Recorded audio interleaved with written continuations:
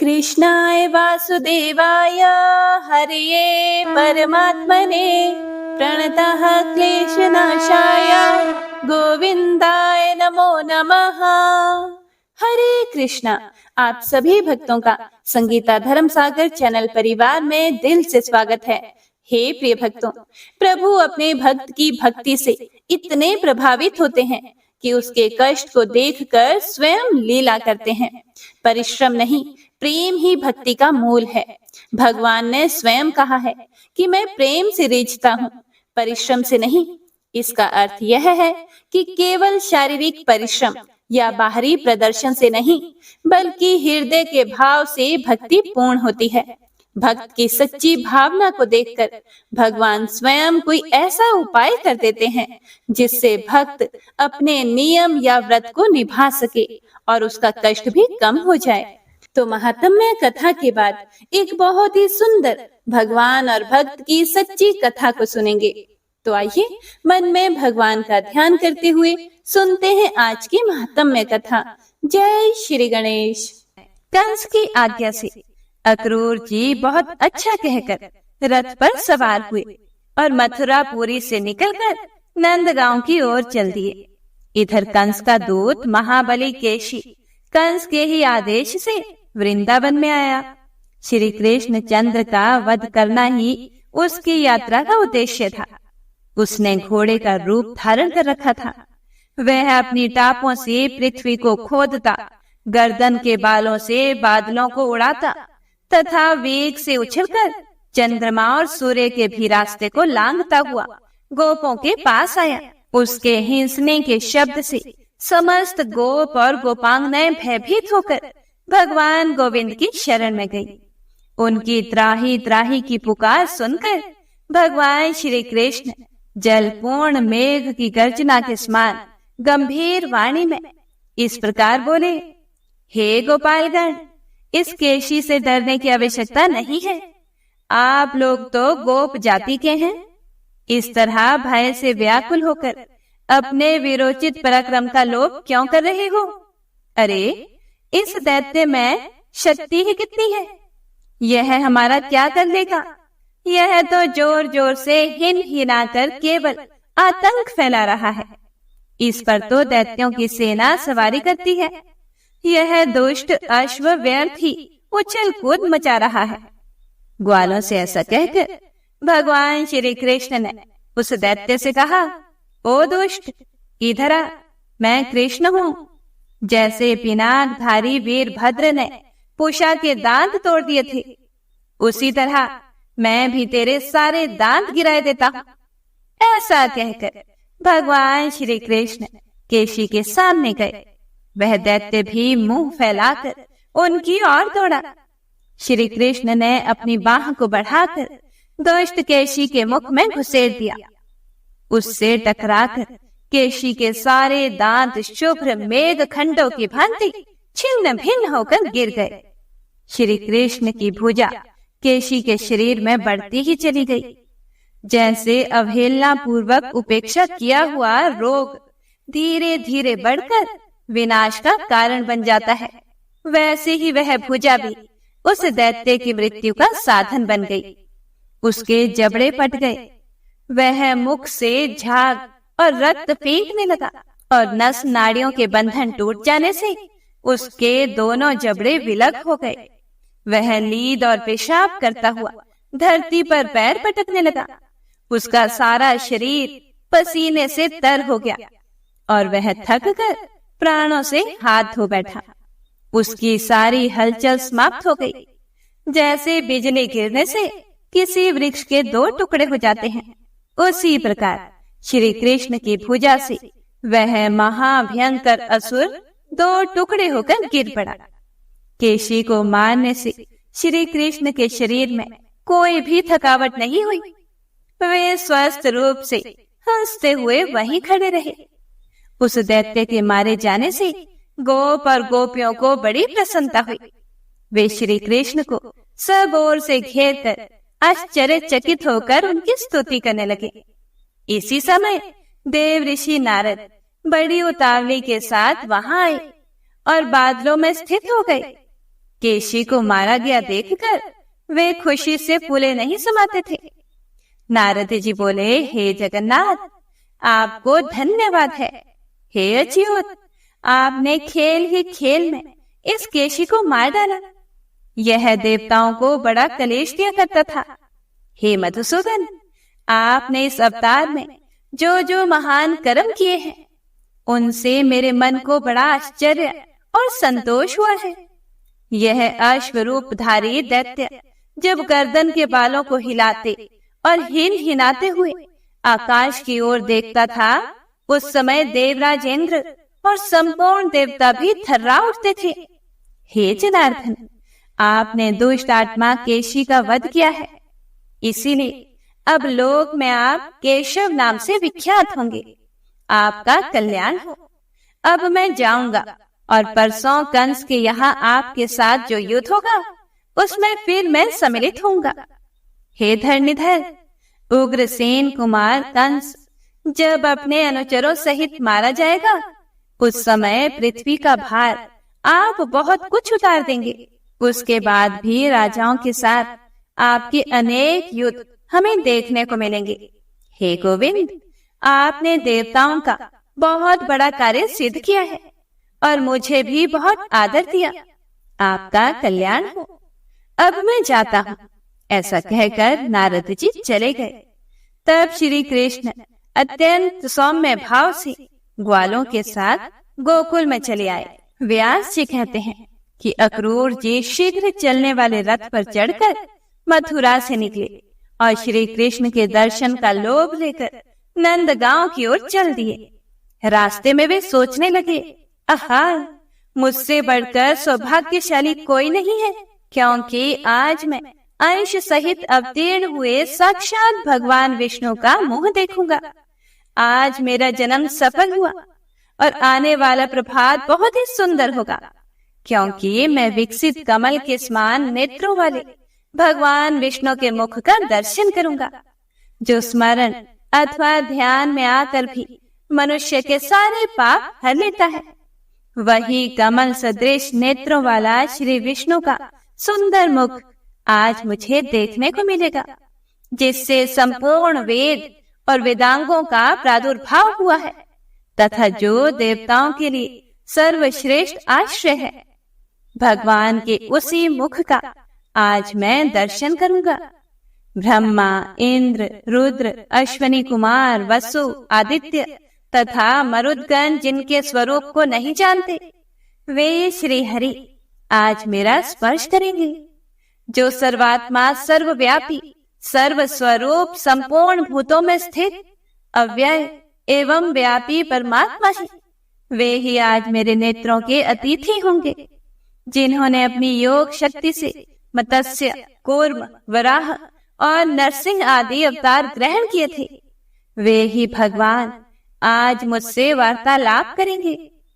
स्वेच्छा से शरीर धारण करने वाले अविनाशी जगन्नाथ इस समय कार्यवश व्रज में निवास करने के लिए मानव रूप धारण किए हुए हैं। जो भगवान अनंत अपने मस्तक पर इस पृथ्वी को धारण करते हैं, वे ही जगत का हित करने के लिए अवतीर्ण होकर आज मुझे अक्रूर कहकर बुलाएंगे। पिता, पुत्र, सुहृद, भ्राता, माता और बंधु बांधव रूपिणी जिनकी माया को यह जगत हटा नहीं पाता, उन भगवान को मेरा बारंबार नमस्कार है। जिनको हृदय में स्थापित करके मनुष्य इस योग माया रूप फैली हुई अविद्या को तर जाते हैं, उन विद्या स्वरूप परमात्मा को नमस्कार है। जिन्हें यज्ञ परायण मनुष्य, यज्ञ पुरुष, भगवत भक्त जन, वासुदेव और वेदांत वेत्ता सर्वव्यापी श्री विष्णु कहते हैं, उनको मेरा नमस्कार है। जो संपूर्ण जगत के निवास स्थान हैं, जिनमें सत्य और असत्य दोनों प्रतिष्ठित हैं, वे भगवान अपने सहज सत्व गुण से मुझ पर प्रसन्न हो। जिनका स्मरण करने पर मनुष्य पूर्ण कल्याण का भागी होता है, उन पुरुष श्रेष्ठ श्री हरि की मैं सदा के लिए शरण लेता हूँ। अक्रूर का हृदय भक्ति से विनम्र हो रहा था, वे इस प्रकार श्री विष्णु का चिंतन करते हुए कुछ दिन रहते नंदगांव में पहुंच गए। वहां उन्होंने भगवान श्री कृष्ण को उस स्थान पर देखा जहां गौएं दोही जा रही थी। वे बछड़ों के बीच में खड़े हुए थे। उनका श्रीअंग विकसित नील कमल की आभा से सुशोभित था। नेत्र खिले हुए कमल की शोभा धारण करते थे। वक्ष स्थल में श्रीवत्स का चिन्ह दिखाई देता था। बड़ी बड़ी बाहें, चौड़ी और उभरी हुई छाती, ऊंची नासिका, विलास युक्त मुस्कान से सुशोभित मुख, लाल लाल नख, शरीर पर पीतांबर, गले में जंगली पुष्पों के हार, हाथ में स्निग्ध नील लता और कानों में श्वेत कमल पुष्प के आभूषण, यही उनकी झांकी थी। उनके दोनों चरण भूमि पर विराजमान थे। श्री कृष्ण का दर्शन करने के बाद अक्रूर जी की दृष्टि यदुनंदन बलभद्र जी पर पड़ी, जो हंस, चंद्रमा और कुंद के समान गौर वर्ण थे।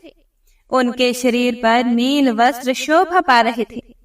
उनकी कद ऊंची और बाहें बड़ी बड़ी थी। मुख प्रफुल्ल कमल सा सुशोभित था। नीलांबरधारी गौरांग बलभद्र जी ऐसे जान पड़ते थे कि मानो मेघमाला से घिरा हुआ दूसरा कैलाश पर्वत हो।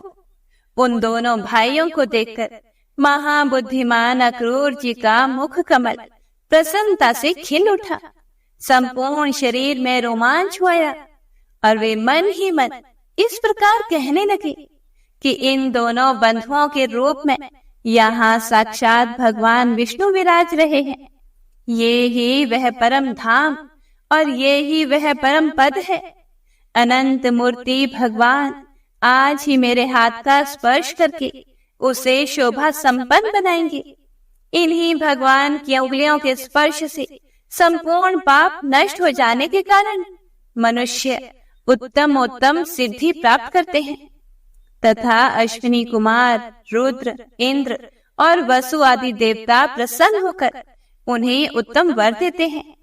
इन्हीं भगवान ने दैत्यराज की सेना का विनाश करके दैत्य पत्नियों की आंखों का काजल भी छीन लिया। राजा बलि ने जिनके हाथ में संकल्प का जल छोड़कर रसातल में रहते हुए भी मनोहर स्वर्गीय भोग प्राप्त कर लिए तथा देवराज इंद्र ने जिनकी आराधना करके एक मनवंतर के लिए देवलोक का अखंड साम्राज्य प्राप्त किया, वे ही भगवान कंस के साथ रहने के कारण निर्दोष होते हुए भी दोष के पात्र बने हुए मुझ अक्रूर का क्या आदर ना करेंगे। जो साधु पुरुषों से बहिष्कृत हैं, उसके जन्म को धिक्कार है। भगवान श्री हरि ज्ञान स्वरूप है, परिपूर्ण सत्व के पुंज हैं, सब प्रकार के दोषों से रहित हैं, अव्यक्त हैं और समस्त प्राणियों के हृदय में विराजमान है। जगत में कौन सी ऐसी वस्तु है जो उन्हें ज्ञात ना हो। इसीलिए मैं भक्ति से विनीत होकर आदि मध्य और अंत से रहित अजन्मा पुरुषोत्तम भगवान विष्णु के अंशावतार तथा ईश्वरों के भी ईश्वर श्री कृष्ण की शरण में जाता हूँ। इस प्रकार विचार करते हुए वे भगवान श्री कृष्ण के पास गए और मैं यदुवंशी अक्रूर हूँ ऐसा कहकर उनके चरणों में पड़ गए। भगवान ने भी ध्वजा, वज्र और कमल आदि चिन्हों से सुशोभित अपने कर कमल द्वारा उनका स्पर्श किया और उन्हें खींचकर प्रेम पूर्वक गाढ़ आलिंगन दिया। फिर बलराम और श्री कृष्ण ने उनसे बातचीत की और उन्हें साथ लेकर अपने भवन में चले गए। आपस में प्रणाम आदि के बाद अक्रूर जी ने दोनों भाइयों के साथ बैठकर भोजन किया और यथा योग्य उनसे सब बातें निवेदन की। दुरात्मा दानव कंस ने वसुदेव और देवकी को जिस प्रकार धमकाया था, उग्रसेन के प्रति जैसा उनका बर्ताव था और जिस उद्देश्य से कंस ने उन्हें व्रज में भेजा था, वह सब विस्तार के साथ कह सुनाया। वह सुनकर भगवान श्री कृष्ण ने कहा कि ये सब बातें मुझे पता है। इस विषय में जो उचित कर्तव्य है उसे मैं करूंगा। आप अन्यथा विचार ना करें, कंस को मारा गया ही समझें। मैं बलराम जी सहित कल आपके साथ मथुरा चलूंगा। बड़े बूढ़े गोप भी भेंट की बहुत सी सामग्री लेकर जाएंगे। वीर, आप किसी प्रकार की चिंता ना करें, आराम से यहाँ रात बिताएं। आज से 3 रात के भीतर ही मैं अनुचरों सहित कंस को मार डालूंगा। उसके बाद गोपों को मथुरा चलने का आदेश देकर अक्रूर, श्री कृष्ण तथा बलराम जी नंद के घर में सोए। सुबह होने पर महाबली राम और श्री कृष्ण अक्रूर जी के साथ मथुरा जाने को तैयार हो गए। यह देखकर गोपियों के नेत्रों में आंसू भर आए। वे चिंता से इतनी दुर्बल हो गई कि उनके कंगन और बाजूबंद खिसक खिसक कर गिरने लगे। वे दुख से पीड़ित होकर लंबी सांस लेती हुई एक दूसरे से कहने लगी, हे सखी, गोविंद मथुरा जाते हैं। वहां जाकर वे इस गोकुल में फिर क्यों आने लगे? वहां तो अपने कानों द्वारा नगर की स्त्रियों के मधुर वार्तालाप का रसपान करेंगे। नगर की नारियों के विलासपूर्ण वचनों में जब इनका मन आसक्त हो जाएगा, फिर गांवों की रहने वाली हम गंवार गोप गोपियों की ओर इनका झुकाव कैसे हो सकेगा? हाय, श्री हरि संपूर्ण व्रज के प्राण थे। इन्हें छीनकर दुरात्मा और निर्दयी विधाता ने हम गोपियों पर निष्ठुर प्रहार किया है। नगर की युवतियां भाव भरी मुस्कान के साथ बात करती हैं। उनकी गति में लालित्य है। वे कटाक्ष पूर्ण नेत्रों से देखती हैं। इसीलिए ये हम लोगों के पास क्यों आने लगे भला? हे सखी, यह देखो, गोविंद रथ पर बैठकर मथुरा जाते हैं। क्रूर अक्रूर ने उन्हें चकमा दिया है। क्या इस निर्दयी को प्रेमी जनों की मानसिक वेदना का अनुभव नहीं है, जो यह हमारे नयनानंद गोविंद को अन्यंत्र लिए जाता है? गोविंद भी आज अत्यंत निष्ठुर हो गए हैं। देखो ना, बलराम जी के साथ रथ पर बैठकर चले जा रहे हैं। अरे सखी, इन्हें रोकने में शीघ्रता करो। क्या कहती हो? गुरुजनों के सामने हमारा कुछ भी बोलना उचित नहीं है। अरे, हम तो यों ही विरह की आग में जल रही हैं। अब ये गुरुजन हमारा क्या कर लेंगे? हाय, ये नंद बाबा आदि भी जाने को तत्पर है। कोई भी श्री कृष्ण को लौटाने का उद्योग नहीं करता। आज मथुरा वासिनी युवतियों के नेत्र रूपी भ्रमर श्री कृष्ण के मुख कमल का मकरंद पान करेंगे। वे लोग धन्य हैं जो रास्ते में पुलकित शरीर से बेरोक टोक श्री कृष्ण का दर्शन करेंगे।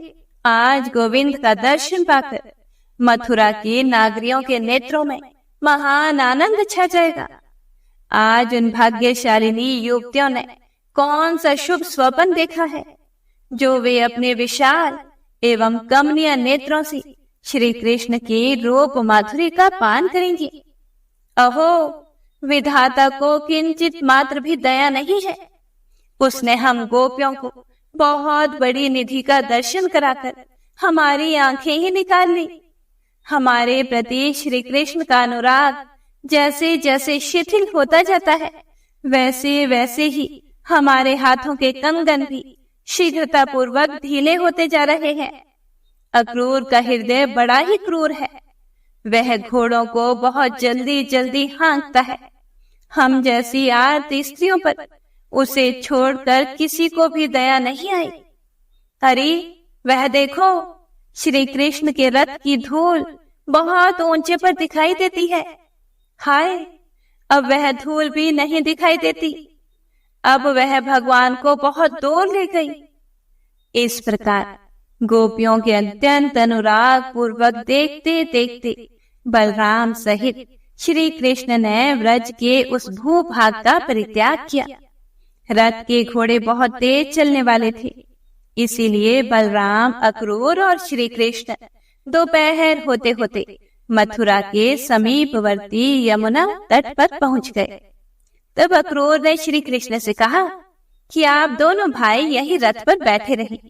तब तक मैं यमुना के जल में नैतिक स्नान और पूजन कर लेता हूँ। श्री कृष्ण ने कहा कि बहुत अच्छा। उनकी बात मानी। परम बुद्धिमान अक्रूर ने यमुना के जल में प्रवेश करके स्नान और आचमन किया। उसके बाद वे पर ब्रह्म का चिंतन करने लगे। उन्हें जल के भीतर सहस्त्रों फनों से युक्त बलभद्र जी दिखाई दिए। उनका शरीर कुंद के समान गौर और नेत्र कमल पत्र के समान विशाल थी। वासुकी तथा डिम्ब आदि बड़े बड़े नाग उन्हें घेरे हुए उनकी स्तुति कर रहे थे और गले में सुगंधित वनमाला उनकी शोभा बढ़ा रही थी। वे 2 नील वस्त्र और सुंदर कर्णभूषण धारण किए मनोहर गेंटुली मारे जल के भीतर विराजमान थे। उनकी गोद में भगवान श्री कृष्ण दिखाई देते थे, जो सचल मेघ के समान श्याम, किंचित लालिमा युक्त विशाल नेत्रों वाले, चतुर्भुज, सुंदर और चक्र आदि आयुधों से विभूषित थे। उन्होंने 2 पीतांबर धारण कर रखे थे। विचित्र विचित्र हार उनकी शोभा बढ़ाते थे। इंद्रधनुष और विद्योन्माला से विभूषित मेघ की भांति उनकी विचित्र शोभा हो रही थी। वक्षस्थल में श्रीवत्स चिन्ह सुशोभित था। उनके भुजाओं में भुजबंध और मस्तक पर मुकुट दैदीप्यमान था। कानों में कमल पुष्प कुंडल का काम देता था। बलराम और श्री कृष्ण को वहां पहचान कर अक्रूर बड़े आश्चर्य में पड़े। वे सोचने लगे कि दोनों भाई इतना जल्दी से यहाँ कैसे आ गए। अक्रूर ने कुछ बोलना चाहा, किंतु श्री कृष्ण ने उनकी वाणी को स्तंभित कर दिया। तब वे जल से निकलकर रथ के पास आए, किंतु वहां बलराम जी और श्री कृष्ण पहले की ही भांति बैठे दिखाई दिए। तब उन्होंने फिर से जल में डुबकी लगाई। भीतर वही दृश्य दिखाई दिया। गंधर्व, मुनि, सिद्ध तथा बड़े बड़े नाग श्री कृष्ण और बलराम की स्तुति करते थे। यह सब देखकर दानपति अक्रूर को वास्तविक रहस्य का पता लग गया। वे पूर्ण विज्ञानमय भगवान अच्युत की स्तुति करने लगे। ओम नमो नारायणाय। हे प्रिय भक्तों, आज के अध्याय में बस इतना ही। अक्रूर जी ने जो भगवान की स्तुति की, उसे आप सभी भक्तजनों को पूरे भक्ति भाव और प्रसन्न चित मन से अवश्य सुनना चाहिए, जिसके सुनने मात्र से सभी मनोकामनाएं पूर्ण हो जाती हैं, जिसे आप कल के अध्याय में सुनेंगे। हे प्रिय भक्तों, भगवान भव्यता या दिखावे से प्रसन्न नहीं होते, बल्कि सच्ची श्रद्धा और समर्पण से रिश्ते हैं। भक्त का कष्ट भगवान को सहन नहीं होता। जब भक्त कठिनाई में होता है तो भगवान स्वयं उसके लिए रास्ता निकाल ही लेते हैं। ईश्वर भक्त की भावना का मान रखते हैं। भक्त के नियम और साधना का फल कभी व्यर्थ नहीं जाता। गिरि गोवर्धन की नित्य परिक्रमा करना सनातन गोस्वामी का प्रतिदिन का नियम था। अब वे बूढ़े हो गए थे। अब उनकी अवस्था 90 वर्ष की हो गई थी। अब नियम पालन थोड़ा मुश्किल हो गया था, लेकिन फिर भी वे किसी भी प्रकार से निभाए जा रहे थे। एक बार वे परिक्रमा करते हुए लड़खड़ाकर गिर पड़े। एक गोप बालक ने उन्हें पकड़कर उठाया और कहा कि हे बाबा, आपसे अब गोवर्धन परिक्रमा नहीं होगी। इस परिक्रमा के नियम को छोड़ दो। बालक के स्पर्श से उन्हें कंप हो आया। उसका मधुर कंठ स्वर बहुत देर तक उनके कानों में गूंजता रहा, पर उन्होंने उसकी बात पर ध्यान नहीं दिया और अपनी परिक्रमा जारी रखी। एक बार फिर से वे परिक्रमा मार्ग पर गिर पड़े और देव योग से वही बालक फिर से सामने आया। उन्हें उठाते हुए बोला, हे बाबा, अब आप बूढ़े हो गए हो, अब आपसे परिक्रमा नहीं होगी। ठाकुर तो प्रेम से रिश्ते हैं, परिश्रम से नहीं। फिर भी बाबा परिक्रमा करते रहे, पर वे एक संकट में पड़ गए। बालक की मधुर मूर्ति उनके हृदय में गड़कर रह गई थी। उसकी स्नेहमयी चितवन उनसे भुलाई नहीं जा रही थी। वे ध्यान में बैठते तो भी उसी की छवि उनकी आंखों के सामने नाचने लगती थी। खाते पीते सोते जागते हर समय उसी की याद आती रहती थी। एक दिन जब वे उसकी याद में खोए हुए थे, उनके मन में अचानक से एक स्पंदन हुआ, एक नई स्फूर्ति हुई। वे सोचने लगे कि एक साधारण ब्रजवासी बालक से मेरा इतना लगाव, उसमें इतनी शक्ति कि मुझ वृद्ध वैरागी के मन को भी इतना वश में कर ले कि मैं अपने इष्ट तत्व का ध्यान ना कर सकूं। नहीं नहीं, वह कोई साधारण बालक नहीं हो सकता जिसका इतना आकर्षण है। तो क्या वे मेरे प्रभु मदन गोपाल ही हैं जो यह लीला कर रहे हैं? एक बार फिर यदि वह बालक मिल जाए तो मैं सारा रहस्य जाने बगैर नहीं छोड़ूंगा। संयोगवश एक दिन परिक्रमा करते समय वही बालक मिल गया। फिर परिक्रमा का नियम छोड़ देने का वही आग्रह शुरू किया। सनातन गोस्वामी ने उसके चरण पकड़कर अपना सिर उन पर रख दिया और लगे आर्त भरे स्वर में कहने लगी, हे प्रभु, अब छल मत करो, स्वरूप में प्रकट होकर बताओ मैं क्या करूं। गिरिराज मेरे प्राण है, गिरिराज परिक्रमा मेरे प्राणों की संजीवनी है, प्राण रहते इसे कैसे छोड़ दूं। भक्त वत्सल प्रभु सनातन गोस्वामी की निष्ठा देखकर प्रसन्न हुए, पर परिक्रमा में उनका कष्ट देखकर वे दुखी हुए बिना भी नहीं रह सके। उन्हें भक्त का कष्ट दूर करना था, उसके नियम की रक्षा भी करनी थी और इसका उपाय करने में देर भी क्या करनी थी। सनातन गोस्वामी ने जैसे ही अपनी बात कहकर चरणों से सिर उठाकर उनकी ओर देखा, उत्तर के लिए उस बालक की जगह मदन गोपाल खड़े हुए थे। वे अपना दाहिना चरण एक गिरिराज शिला पर रखे थे। उनके मुखारविंद पर मधुर स्मित थी, नेत्रों में करुणा झलक रही थी और वे कह रहे थे, हे सनातन, तुम्हारा कष्ट मुझसे नहीं देखा जाता। तुम गिरिराज परिक्रमा का अपना नियम अगर नहीं छोड़ना चाहते हो तो इस गिरिराज शिला की परिक्रमा कर लिया करो। इस पर मेरा चरण चिन्ह अंकित है, इसकी परिक्रमा करने से तुम्हारी गिरिराज परिक्रमा हो जाया करेगी। इतना कहकर मदन गोपाल अंतर ध्यान हो गए। सनातन गोस्वामी मदन गोपाल चरणांकित उस शिला को भक्ति पूर्वक सिर पर रखकर अपनी कुटिया में गए, उसका अभिषेक किया और प्रतिदिन उसकी परिक्रमा करने लगे। हे प्रिय भक्तों, आज भी मदन गोपाल के चरण चिन्ह युक्त वह शिला वृंदावन में श्री राधा दामोदर के मंदिर में विद्यमान है और ऐसी मान्यता है कि राधा दामोदर मंदिर की 4 परिक्रमा लगाने पर गिरिराज गोवर्धन की परिक्रमा का फल मिल जाता है। आज भी कार्तिक सेवा में श्रद्धालु बड़े भाव से मंदिर की परिक्रमा करते हैं। जय श्री गिरिराज गोवर्धन की।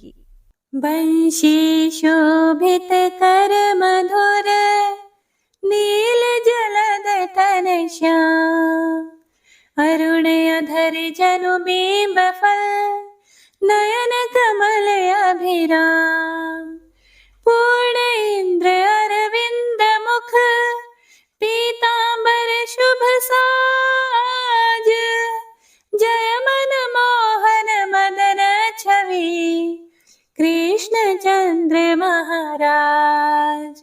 जय यदुनंदन जय जगवंदन, जय वसुदेव देवकी नंदन, जय यशोदासुत नंद दुलारे, जय प्रभु भक्तन के धृत तारे, जय नटनागर नागन थैया कृष्ण कन्हैया धेनु चरैया, पुनि नख पर प्रभु गिरिवर धारो, आओ दीनन कष्ट निवारो, वंशी मधुरे अधर धर तेरे, होवे पूर्ण मनोरथ मेरी, आओ हरि पुनि माखन चाखो, आज लाज भारत की राखो, गोल कपोल चिबु करुणारे, मृदु मुस्कान मोहिनी डारे, रंजित राजीव नयन विशाला, मोर मुकुट वैजंती माला,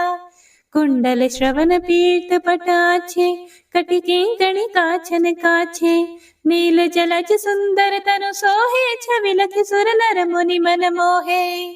मस्तक तिलक अलक घुंघराले, आओ कृष्ण बांसुरी वाले।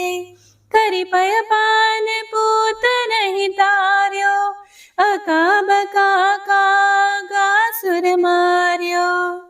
मधुवन जलत अग्नि जब ज्वाला, भई शीतल लखि तहि नंद लाला। सुरपति जब ब्रज चढ़े और साई, मोसर धार वारी वर्षाई। लगत लगत ब्रज चहन बहायो, गोवर्धन नख धारी बचायो। लखि यशोदा मन ब्रह्म अधिकाई, मुख मह 14 भुवन दिखाई। दुष्ट कंस अति उधम मचायो, कोटि कमल जब फूल मंगायो। नाथी काली यही तब तुम लीन है, चरण चिन्ह दई निर्भय कीन है। करि गोपिन संग रास विलासा, सबकी पूर्ण करी अभिलाषा। केतिक महासुर संहार्यो, कंस ही केस पकड़ी दई मार्यो। मात पिता की बंदी छुड़ाई, उग्रसेन कहा राज दिलाई। मही से मृतक चाहो सुत लायो, मातु देव की शोक मिटायो। भौमासुर मुर दैत्य सहारी, लाए 68 सहस कुमारी। दई भी नहीं तृण चीर सहारा, जरा सिंधु राक्षस कह मारा। असुर बकासुर आदिक मार्यो, भक्तन के तब कष्ट निवार्यो। दीन सुदामा के दुख टार्यो, तंदुल 3 मूठ मुख डार्यो। प्रेम के साग विदुर घर मांगे, दुर्योधन के मेवा त्यागे। लखी प्रेम की महिमा भारी, ऐसे श्याम दीन हितकारी। भारत के पारथ रथ हाके, लिए चक्र करे नहीं बलता के। निज गीता के ज्ञान सुनाए, भक्तन हृदय सुधा वर्षाए। मीरा थी ऐसी मत वाली, विष पी गई बजा कर ताली। राणा भेजा सांप पिटारी, शालिग्राम बने बनवारी। निज माया तुम विधि दिखायो, उरते संशय सकल मिटायो। तब शत निंदा करि तत्काला, जीवन मुक्त भयो शिशुपाला। जब ही द्रौपदी टेर लगाई, दीनानाथ लाज अब जाई। तुरत ही वसन बने नंदलाला, बढ़े चीर भई अरि मोह काला। असनाथ के नाथ कन्हैया, डूबत भंवर बचावत नैया। सुंदर दास आसुर धारी, दया दृष्टि कीजिए बनवारी। नाथ सकल मम कुमति निवारो, क्षमहु बेगी अपराध हमारो। खोलो पट अब दर्शन दीजिए, बोलो कृष्ण कन्हैया की जय। बोलो कृष्ण कन्हैया की जय। बोलो कृष्ण कन्हैया की जय। यह 40वां कृष्ण का पाठ करे उरधारी, अष्ट सिद्धि नवनिधि फल, लहे पदारथ चारी। जय श्री कृष्ण।